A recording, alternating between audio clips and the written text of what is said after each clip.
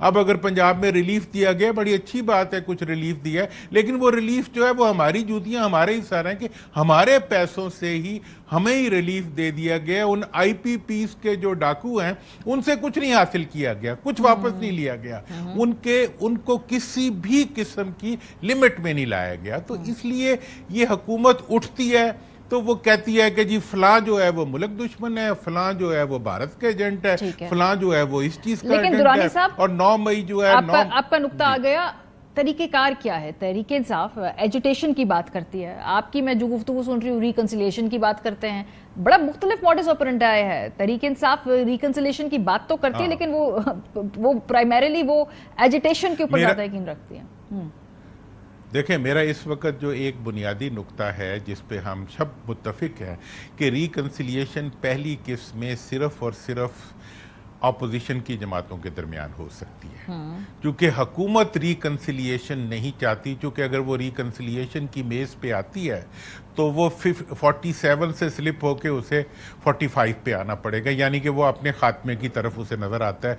किसी भी डायलॉग के नतीजे में हुकूमत को अपना खात्मा नजर आता है, लिहाजा वो हर उस इश्यू को उठा के फिर रही है जिसके नतीजे में वो टकराव पैदा कर सकती है। और वो टकराव के लिए जो है उन्होंने पूरी कोशिश की हुई है कि मुल्क के इदारों को और मुल्क के हसास इदारों को जो है वो पॉलिटिकल कॉन्फ्लिक्ट में एक पेज क्या है, एक पेज हुकूमत और फौज एक पेज पे नहीं हुआ करते, हुकूमत और फौज एक हुआ करते हैं। हुकूमत और फौज को एक पेज पे कहना ज्यादती, लेकिन हुकूमत और फौज और जो हुकूमत की पॉलिटिकल पार्टी है वो एक नहीं होते, वो एक नहीं हो सकते। लेकिन हुकूमत की अपनी सियासत है, ऑपोजिशन की अपनी सियासत है। लेकिन इसमें सियासत अलग-अलग है, लेकिन हुकूमत में कई मरतबा वजीर आजम साहब जो हैं वो पार्लियामेंट के अंदर, राना सनाउल्लाह साहब मल्टीपल टाइम्स ऑन रिकॉर्ड हैं कि बात करें, बात सियासी जमातों के बीच में होनी चाहिए।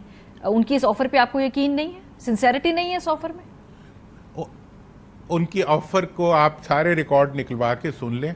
एक तरफ वो कहते हैं जी कि दूसरी तरफ वो कहते हैं कि जी जो 9 मई के मुजरिम हैं वो ये पार्टी वाले हैं, इनको जो है जब तक गद्दार नहीं डिक्लेयर किया जाएगा, इनके खिलाफ जब तक मुकदमात नहीं बनाए जाएंगे, इन्हें जब तक सजा नहीं दी जाएगी।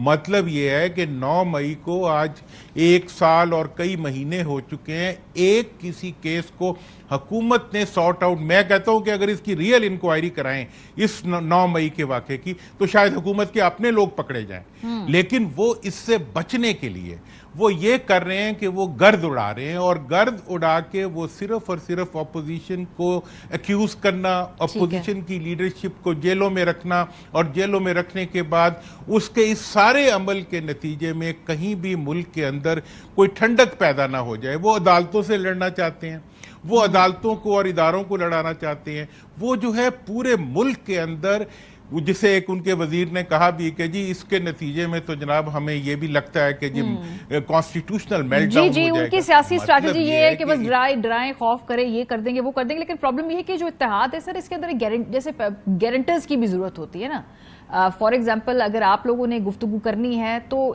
गारंटर होगा एक किसी के जिसके पास लेजिटिमेसी होगी इस गुफ्तगू को आगे ले जाने की।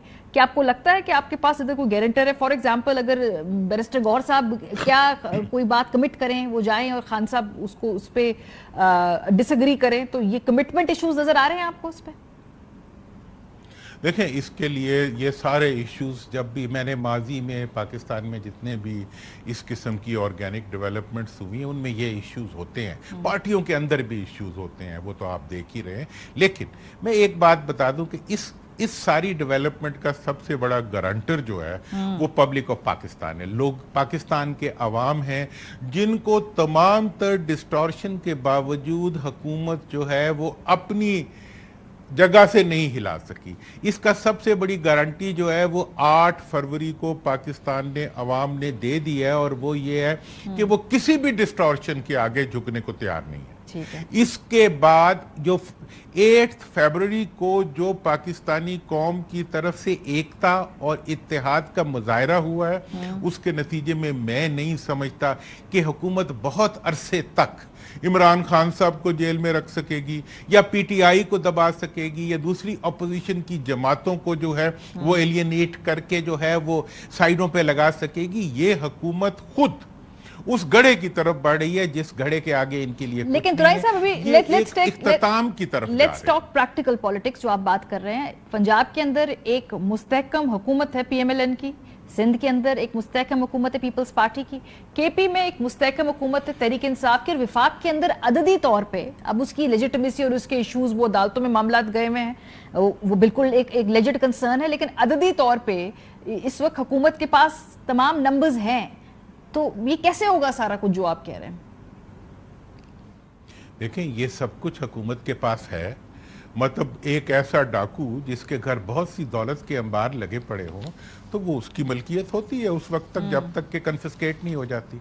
बैन ही इस वक्त जो हुकूमत का स्टेटस है वो एक कब्जा ग्रुप का स्टेटस है, एक बगैर डॉक्यूमेंट्स के एक। आज अगर आप पतन की रिपोर्ट उठा के देख लें, अगर क़यादत की अपनी पोजीशनें जो हैं वो कॉम्प्रोमाइज्ड हों, वो आप कौन सा जरिया है जमहूरियत के अंदर जो किसी फर्द को इक्तदार का हक दे सकता है? क्या इक्तदार पे काबज हो जाना इक्तदार के लिए क्वालिफाई करा देता है या अवाम की हिमायत क्वालिफाई कराती है?